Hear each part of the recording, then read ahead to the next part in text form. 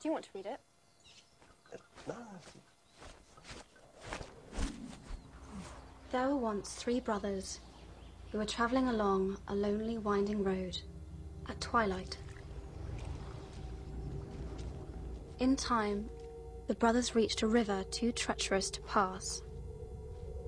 But being learned in the magical arts, the 3 brothers simply waved their wands and made a bridge. Before they could cross, however, they found their path blocked by a hooded figure. It was Death, and he felt cheated. Cheated because travellers would normally drown in the river, but Death was cunning. He pretended to congratulate the 3 brothers on their magic, and said that each had earned a prize for having been clever enough to evade him. The oldest asked for a wand more powerful than any in existence, so Death fashioned him one from an elder tree that stood nearby.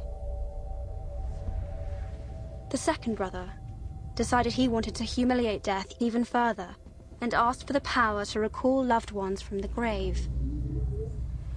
So Death plucked a stone from the river and offered it to him. Finally, Death turned to the third brother. A humble man, he asked for something that would allow him to go forth from that place without being followed by Death. And so it was that Death reluctantly handed over his own cloak of invisibility.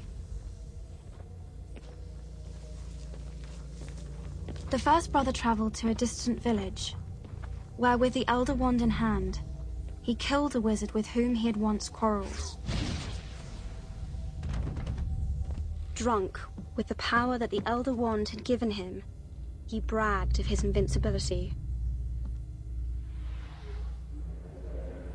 But that night, another wizard stole the wand and slit the brother's throat for good measure. And so Death took the first brother for his own. The second brother journeyed to his home, where he took the stone and turned it thrice in hand. To his delight, the girl he had once hoped to marry before her untimely death appeared before him. Yet soon she turned sad and cold, for she did not belong in the mortal world. Driven mad with hopeless longing, the second brother killed himself so as to join her. And so Death took the second brother. As for the third brother, Death searched for many years but was never able to find him. Only when he attained a great age did the youngest brother shed the cloak of invisibility and give it to his son. He then greeted Death as an old friend and went with him gladly